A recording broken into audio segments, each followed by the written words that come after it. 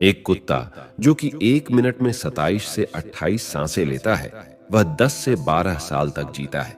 वहीं पर एक इंसान 1 मिनट में 16 से 20 सांस लेता है और वह 80 से 100 साल तक जीता है।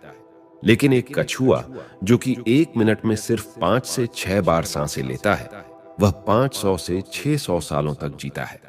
इससे स्पष्ट है कि जिस जीव की सांसों की संख्या जितनी कम होती है, वह उतनी ही लंबी आयु तक जी सकता है। इसी चीज को समझकर हमारे पूर्वजों ने सांसों की संख्या को कम और उसकी गहराई को ज्यादा करने के विज्ञान पर काम करना शुरू कर दिया था, क्योंकि वह समझ गए थे कि इंसान को जीने के लिए साल या महीने नहीं, बल्कि एक निश्चित संख्या में सांसें मिलती है और सांसों के लेने की गति को कम करके उम्र को लंबा किया जा सकता है। लेकिन सांसों के धीमा और लंबा होने की यह गति प्राकृतिक रूप से होनी चाहिए।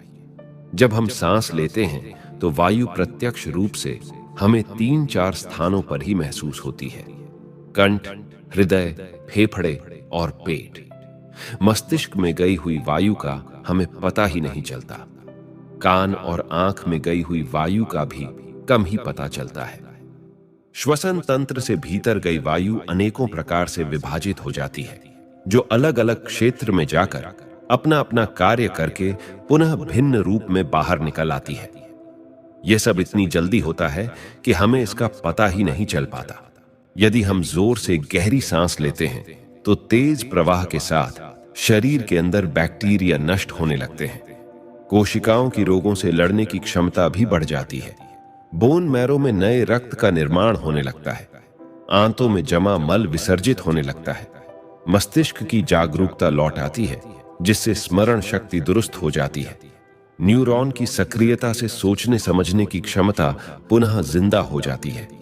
फेफड़ों में भरी हवा से आत्मविश्वास वापस लौट आता है। आजकल अधिकतर लोगों की सांसें उखड़ी और बिखरी हुई रहती है। लोगों को यह पता ही नहीं चलता कि उनकी सांसें किस प्रकार चल रही है। जब क्रोध का भाव उठता है तो सांस बदल जाती है। वहीं पर काम वासना का भाव उठता है, तब भी सांस बदल जाती है। हमारे प्रत्येक भाव और विचार के साथ हमारी सांसें भी बदलती रहती है। इसके साथ हमारे खान पान और रहन सहन से भी यह बदलती रहती है। असल में हमारी सांसों का हमारे मन की स्थिति और हमारी शारीरिक अवस्था से सीधा संबंध होता है। पूरा योग विज्ञान ही सांसों को सही तरीके से लेने पर टिका हुआ है। तो अगर हम सिर्फ अपनी सांसों को सही तरीके से लेना सीख जाते हैं तो हमारा जीवन जादू की तरह बदल जाएगा। आज प्राचीन यौगिक कहानी के माध्यम से हम सांसों को सही तरीके से लेने का तरीका और सांसों के जादुई रहस्य के बारे में विस्तार से जानेंगे। बहुत समय पहले की बात है। एक ऋषि अपने आश्रम में छात्रों को योग, ध्यान और प्राणायाम की शिक्षाएं दिया करते थे। ऋषि खुद भी एक योगी थे।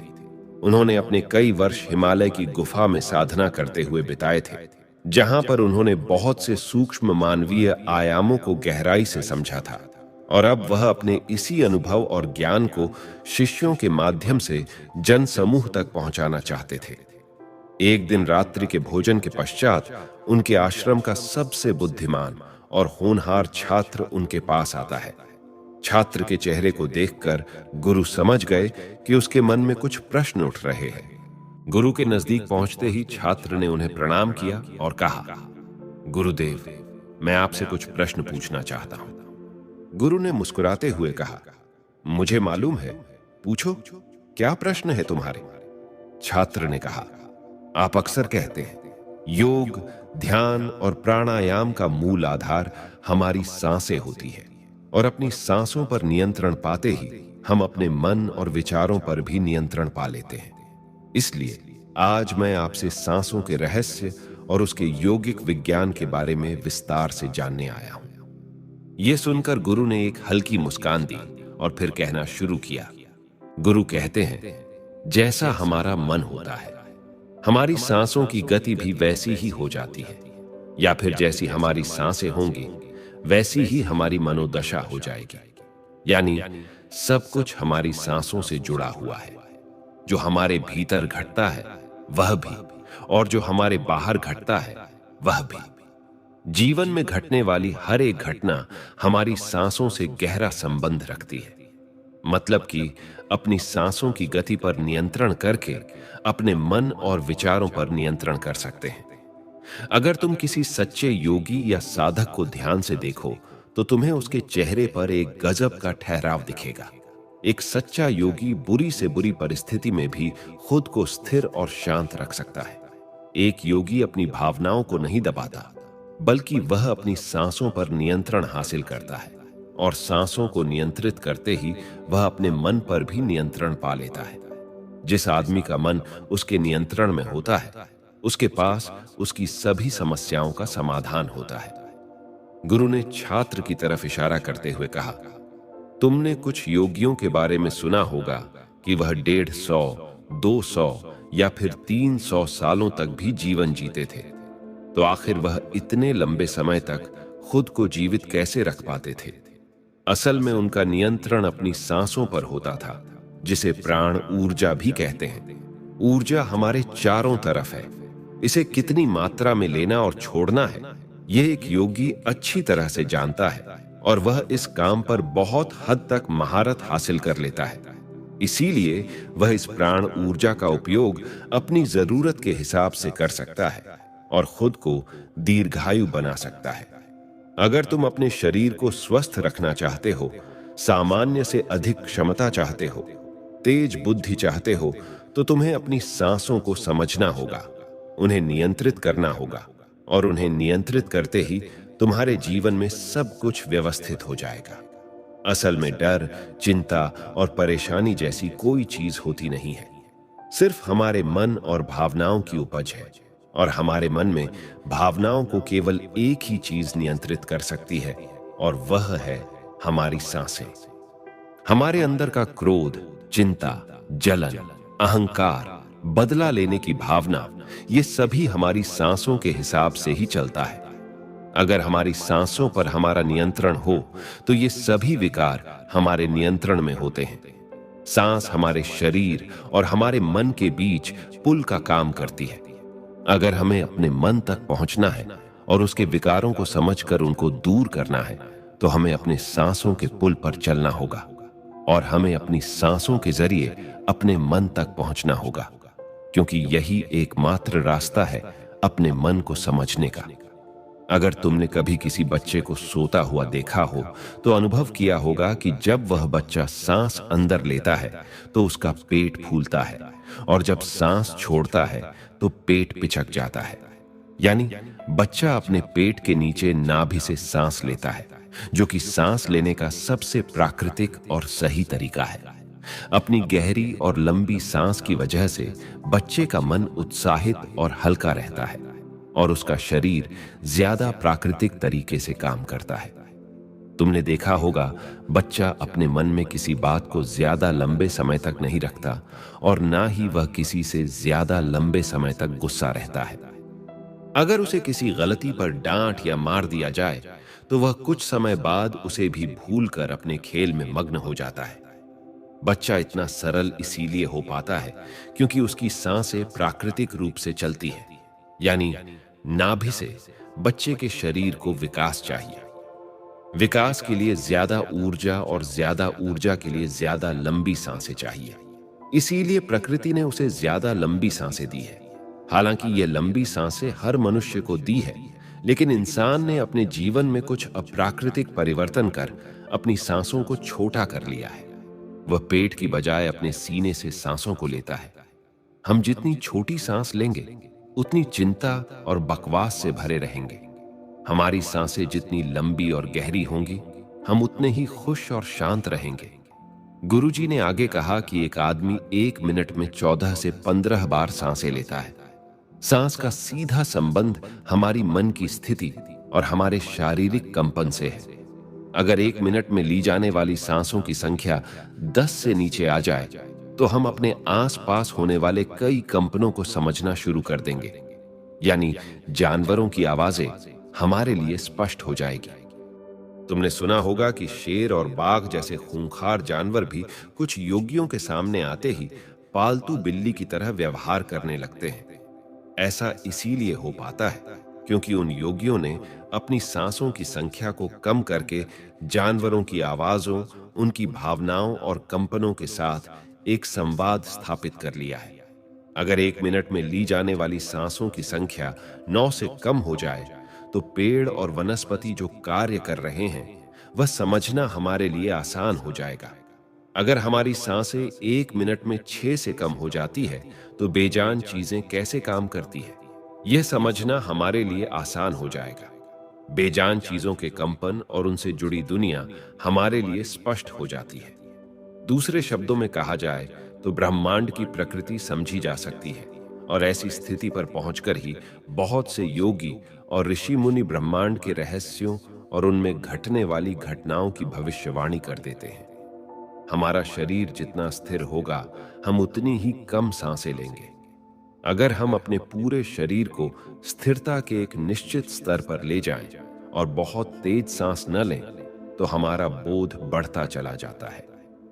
मित्रों, योग विज्ञान के अनुसार एक साधक अपनी सांसों पर नियंत्रण करके ऐसी बहुत सी चीजें कर सकता है जो साधारण इंसान के जीवन से परे है। यौगिक परंपरा में तो यह भी कहा जाता है कि अपनी सांसों को घंटों तक रोककर एक आदमी एक नए मानवीय आयामों का अनुभव कर सकता है। ऐसी बहुत सी बीमारियां जो जानलेवा हो सकती हैं या जिनका कोई इलाज नहीं है, उन्हें केवल अपने मन और दिमाग पर नियंत्रण रखकर ठीक किया जा सकता है। अपनी सांसों पर नियंत्रण करके व्यक्ति एक ऐसी मानसिक स्थिति तक पहुंच सकता है जहां जीवन में आने वाले उतार चढ़ाव उसे परेशान नहीं कर सकेंगे। कुछ लोगों को यह सब बातें कहानी लग सकती है, क्योंकि आम तौर पर लोग ऐसा नहीं करते हैं और कोई भी चीज जिस पर उन्हें यकीन नहीं होता, उसे अंधविश्वास कहकर नकार दिया जाता है। लेकिन पुरानी यौगिक परंपराओं का पालन करने वाले लोग ऐसी बातों का दावा करते हैं। उन्हीं लोगों में से एक है स्वामी रामा। स्वामी रामा हिमालय की गुफाओं में रहा करते थे। उन्होंने बचपन से ही योग की प्रणालियों का अभ्यास शुरू कर दिया था। 1970 में स्वामी रामा एक अमेरिकन रिसर्च लेबोरेटरी में गए। जब उन्होंने अपनी सांसों पर नियंत्रण करके अपने दिमाग और मन पर जब चाहे जितने समय के लिए अपनी सांस, ब्रेन वेव्स, हृदय की धड़कन और शरीर में बहने वाले खून को रोक दिया, तब लेबोरेटरी में मौजूद डॉक्टर्स ने स्वामी रामा के शरीर पर रिसर्च की और उन्हें मृत घोषित कर दिया। लेकिन इस अवस्था में भी स्वामी रामा सब कुछ महसूस कर सकते थे। यह देखकर वहां मौजूद रिसर्चर्स की टीम दंग रह गई थी। साथ ही स्वामी रामा अपने शरीर में अपनी मर्जी से ट्यूमर की ग्रोथ को घटा और बढ़ा भी सकते थे। रिसर्चर्स की जिस टीम को हिमालयन योगियों के सारे दावे अंधविश्वास और पाखंड से भरे लगते थे, वह अचानक से उन्हें इनर साइंस प्रतीत होने लगे थे। एक भीतरी विज्ञान जो साधारण मनुष्य की कल्पना से भी परे है। सांसों को ध्यानपूर्वक लेना यह एक प्राचीन यौगिक टेक्निक है। एक योगी जब अपनी सांसों पर नियंत्रण हासिल कर लेता है, वह जब चाहे तब अपनी सांसों को रोक सकता है। स्वामी रामा के अनुसार अगर आप अपनी सांसों को समझ गए, तो आपके शरीर में होने वाली वो बीमारियां जिनका इलाज आज मेडिकल साइंस के पास भी नहीं है, सांसों के माध्यम से उन्हें भी ठीक किया जा सकता है। श्वास के गूढ़ रहस्यों को समझाने के लिए बाद में स्वामी रामा ने अपने कुछ साथियों के साथ मिलकर एक किताब लिखी है जिसका नाम है साइंस ऑफ ब्रीथ। गुरु ने आगे कहा, जब सांस विचलित होती है तो मन भी अस्थिर हो जाता है, लेकिन जब सांसें शांत होती है तो मन स्थिर हो जाता है और योगी दीर्घायु हो जाता है। इसीलिए हमें अपने स्वास्थ्य पर नियंत्रण करना सीखना चाहिए। गुरु ने शिष्य की आंखों में देखते हुए कहा, तुम्हें क्या लगता है, क्या तुम जितनी लंबी सांस अंदर लेते हो उतनी ही लंबी सांस बाहर भी निकालते हो? नहीं। सामान्य स्थिति में हम जो सांस अंदर लेते हैं उसकी लंबाई 10 अंगुल होती है और सांस बाहर निकालते समय इसकी लंबाई 12 अंगुल हो जाती है। यहां 1 अंगुल का मतलब 1 अंगुली मोटाई से है। हमारी रोजमर्रा की जिंदगी में कुछ काम ऐसे होते हैं जिन्हें करते समय जितनी लंबी सांस अंदर जाती है उससे कई गुना ज्यादा लंबी सांस बाहर निकल जाती है। भोजन करते समय बाहर निकलने वाली सांसों की लंबाई 16 से 17 अंगुल होती है। तेज चलते समय सांसों लंबाई 22 से 24 अंगुल हो जाती है। दौड़ते समय निकलने वाली सांसों की लंबाई 45 से 50 अंगुल तक पहुंच जाती है। संभोग करते समय 50 से 60 अंगुल तक पहुंच जाती है। सोते समय नींद में बाहर निकलने वाली सांसों की लंबाई 60 से 70 अंगुल तक पहुंच जाती है। इसलिए हमारे शास्त्रों में काम और क्रोध पर नियंत्रण रखने की बात कही गई है, क्योंकि ये हमारी प्राण शक्ति को क्षीण कर देती है। श्वास को इंसान की प्राण शक्ति भी कहा जाता है। जब 1-2 वर्षीय व्यक्ति से उसकी लंबी उम्र का राज्य पूछा गया तो उसने 2 ही चीजें बताई। पहला, नाभि तक भरकर पूरी सांस ले, और दूसरा, रीढ़ की हड्डी को हमेशा सीधा रखें। साधारण सी लगने वाली ये दोनों बातें योग और प्राणायाम की दृष्टि से बहुत महत्वपूर्ण है। असल में शरीर के अंदर जाने वाली सांस की लंबाई कम और बाहर निकलने वाली सांस की लंबाई ज्यादा होती है। यदि किसी तरीके से बाहर निकलने वाली प्राणवायु की लंबाई को कम कर दिया जाए तो लंबी उम्र को प्राप्त किया जा सकता है। स्वर शास्त्र के अनुसार यदि बाहर निकलने वाली प्राणवायु की लंबाई 1 अंगुल कम हो जाए तो व्यक्ति निष्काम हो जाता है, यानी उसके अंदर काम वासना खत्म होने लगती है। 2 अंगुल कम होने से आनंद की प्राप्ति होती है। 3 अंगुल कम होने से लेखन शक्ति बढ़ती है। 4 अंगुल कम होने से वाक सिद्धि प्राप्त हो जाती है। 5 अंगुल कम होने से आदमी को दूरदृष्टि प्राप्त होती है। 6 से 7 अंगुल कम होने से साधक के अंदर अति तीव्र गति से चलने की शक्ति आ जाती है, जिससे वह कुछ ही पलों में एक स्थान से दूसरे स्थान पर पहुंच सकता है। 8 अंगुल कम होने से साधक को 8 सिद्धियां प्राप्त हो जाती हैं। पवन पुत्र हनुमान को 8 सिद्धि नवनीत के दाता इसीलिए कहा जाता है क्योंकि उन्होंने 8 सिद्धियों को प्राप्त कर रखा है। ये 8 सिद्धियां हर इंसान में होती है, बस जरूरत है तो इन्हें जागृत करने की। बाहर निकलने वाली सांसों की लंबाई 12 अंगुल कम होने पर योगी को इच्छा मृत्यु प्राप्त हो जाती है। फिर वह जब चाहे तब तक खुद को जीवित रख सकता है, लेकिन ये सोई हुई शक्तियां केवल तभी जागृत होंगी जब मन में इन्हें जागृत करने की अभिलाषा होगी। क्योंकि मन का स्थूल रूप श्वास है, यानी सांस है, इसीलिए सबसे पहले सांसों पर नियंत्रण करना होता है, तभी मनुष्य को सारी शक्तियां प्राप्त होती हैं। इसलिए नाड़ी विज्ञान में भी कहा गया है कि जो व्यक्ति रात में इड़ा नाड़ी और दिन में पिंगला नाड़ी को रोकने में सफल होता है, वही असल में सच्चा योगी होता है। मित्रों, आज का हमारा यह प्रस्तुति यहीं समाप्त होता है। यह प्रस्तुति आपको कैसी लगी कमेंट्स में जरूर बताएगा, और अगर आप हमारे चैनल पर नए हैं तो हमारा सात्विक चैनल को सब्सक्राइब करना ना भूलिएगा। तो मिलते हैं अगली वीडियो में, तब तक अपना ख्याल रखें। धन्यवाद।